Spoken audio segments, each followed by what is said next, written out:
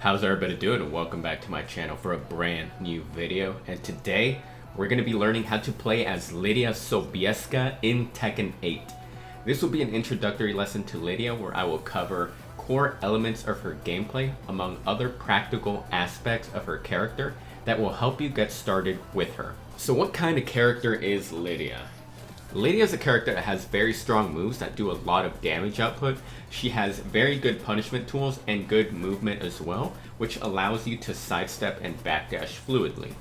Her poking tools are good enough to serve their purpose. However, where Lidia excels is that she has the ability to put insane amounts of pressure and mix-ups on an opponent thanks to her many stances. Lidia is in fact a stance character, and in order to play her, you must get familiar with all of them.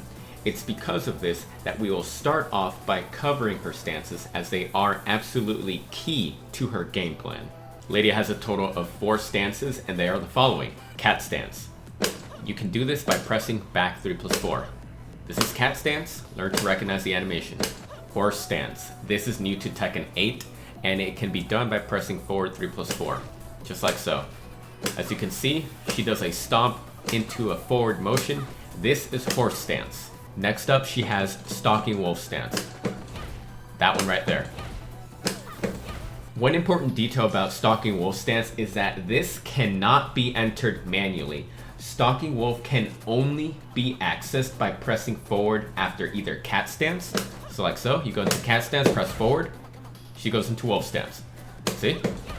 She can also do it by going into horse stance and pressing forward. Horse, forward, wolf. Just like that. Lidia's fourth stance is called Heaven and Earth. In order to enter Heaven and Earth, you must meet 2 conditions. Number 1, Lidia has to be in heat. So you gotta activate heat, just like that. Number 2, you must already be in any of the previous stances. So you can be in cat or horse stance and even stalking wolf. Once those 2 conditions have been met, you can access Heaven and Earth by pressing up. So let's say you go into cat stance, heat is activated. Cat stance, hold up. See? Activate heat again. Horse stance, hold up. Heaven and Earth. And you can do that even after stalking wolf as well, right? 1, 2, up.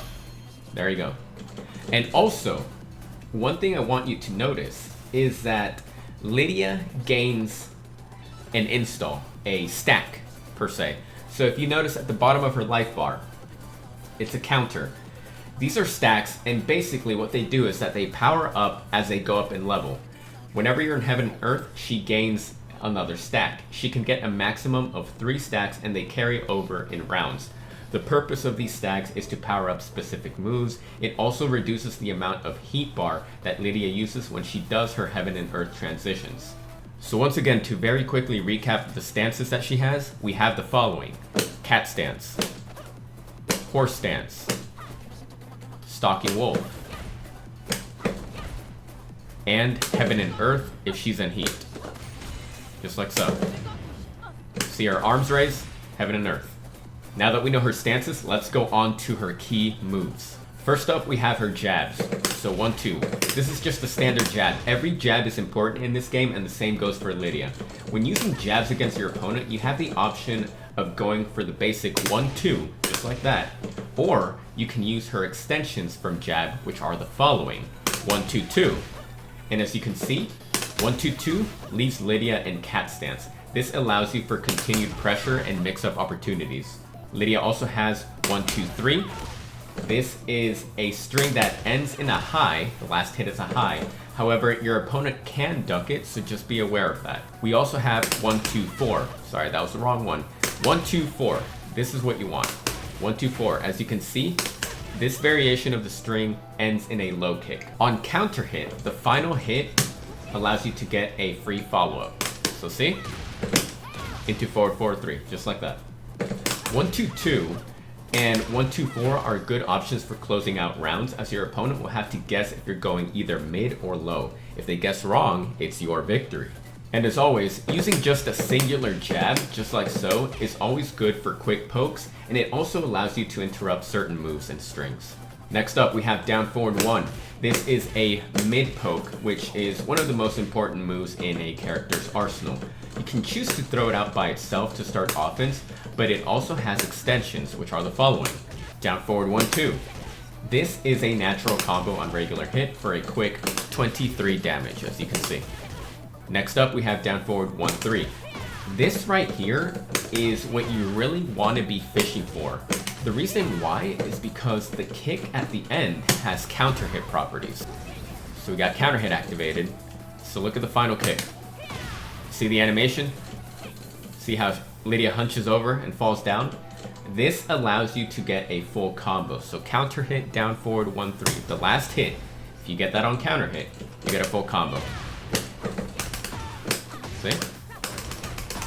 One thing I like to do to keep it simple is I like to mix it up with just jabs. So just do a jab, 1-2, maybe throw in a down forward 1 here and there, right? 1-2-4, 1-2-2. That's how you set up your pressure, right? And then eventually, if you've established that the opponent might be trigger happy, you hit them with a down forward 1-3, and if they mash in between the first hit and the kick, then you will get that counter hit launcher. Back 1. This is a mid attack that wall splats, and it also does chip damage. And as you can see, back 1 is also a heat engager. On block, back 1 also leaves you at an advantage, so don't be shy to throw this out, especially when you have your opponent against the wall, and the reason why is because of that wall splat property, just like so. Back 3. This is a mid kick that has fairly decent reach, so let's say I'm over here, right? It'll still reach the opponent.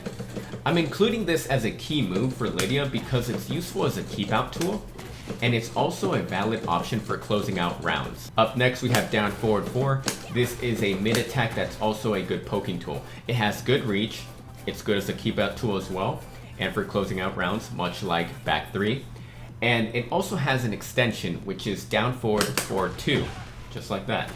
Down forward 4-2 can also be used as a whiff punisher. So let's say you're moving away, you're backing away from the opponent, and they whiff a move. Let's say you're here, right? They whiff a move, you gotta be ready. See? Just like that. Also, don't forget about the free follow-up if you land that move. So you do down forward 4-2 to forward 3, just like that. While running 1, this move right here, this is a great move. It leaves you at an advantage on block, so it allows you to apply pressure, and it also does chip damage. Another thing is that you can use this move to close the distance between you and your opponent. So let's say you're here, right? You want to get some distance? Running 2. Running 1. That's the move. Running 1. And it also wall splats. Running 1 is in fact a high move, so your opponent can duck and launch it. So let's say, as you can see, the opponent is able to duck and launch me for it. However, Lidia does have an option to cover ducking opponents, which is the following move, 4-4-2. This right here is one of Lidia's best moves. It's an insanely good move that's used to poke at your opponent from distance and close the gap. On hit or block, it automatically goes into horse stance. As you can see, she transitions into horse stance. So if you notice that your opponent is trying to jab you once you go into horse stance, one thing you can do, for example, is go into horse 2. So block, see? Or you can do horse 1+2, which is a low that launches on counter hit. You can also simply hold back and block just to see what the opponent does and assess the situation.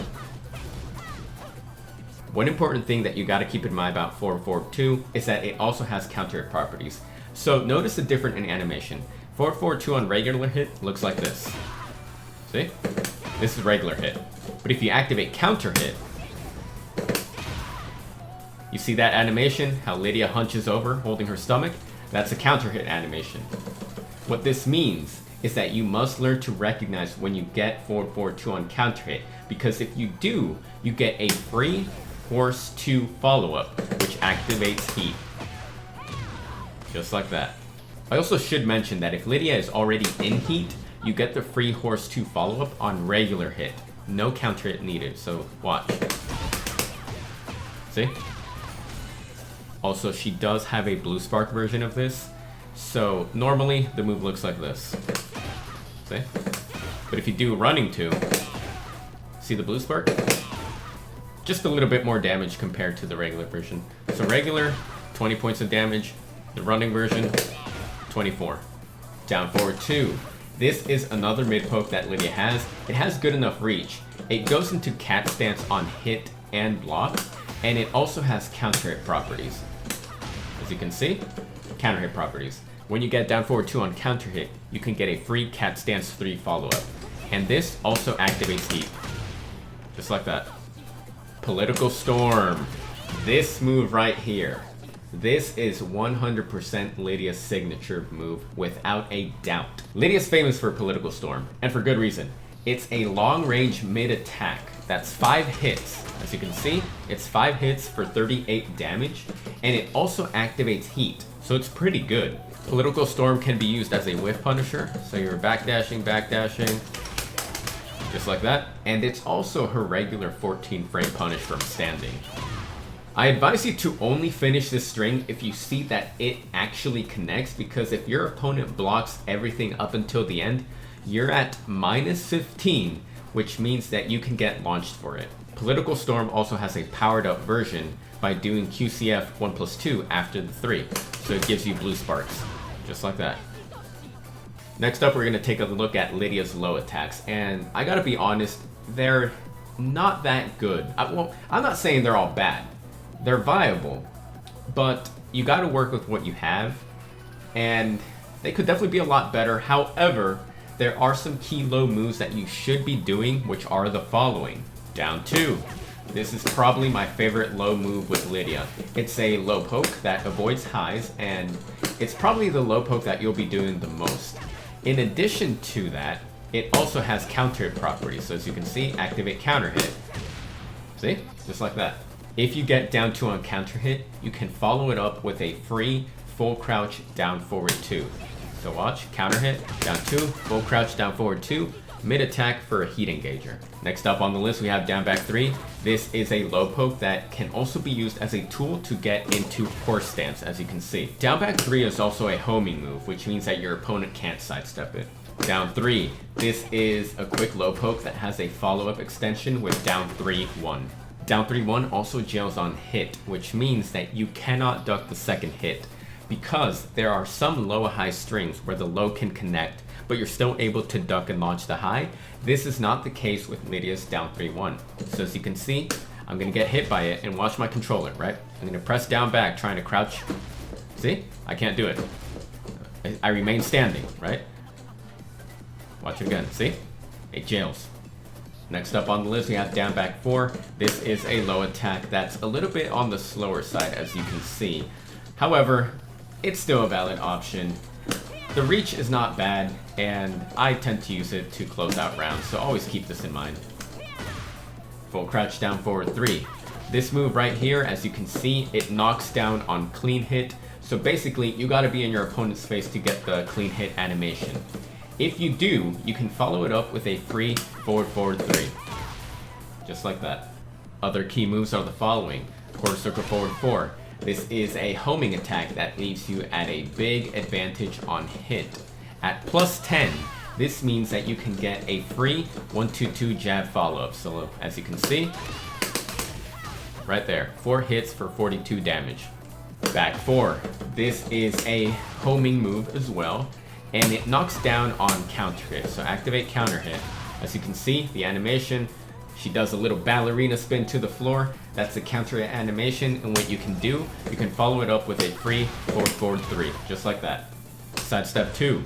This is a mid attack that forces your opponent into the crouching position. On counter hit, you can get a free forward 3, just like that, or a free down 1+2.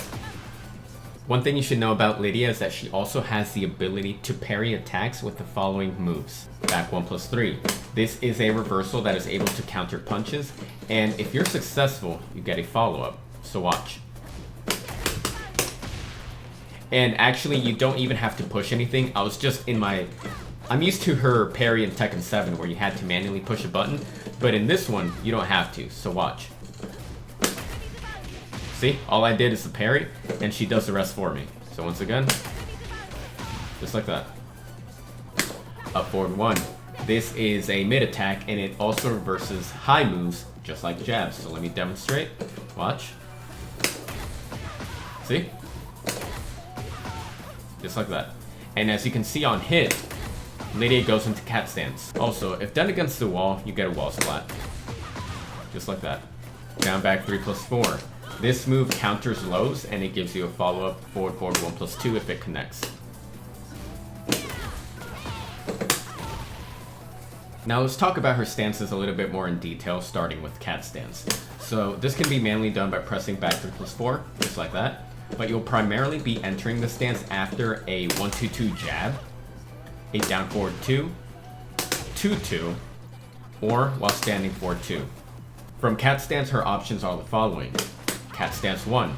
This is a safe mid attack that's used to catch opponents who are mashing or ducking after 1-2-2, for example. And if you're at the wall, this also wall splats. Cat 2. You'll primarily be using the extension Cat 2-2, just like that, as a combo filler during the middle of the combo.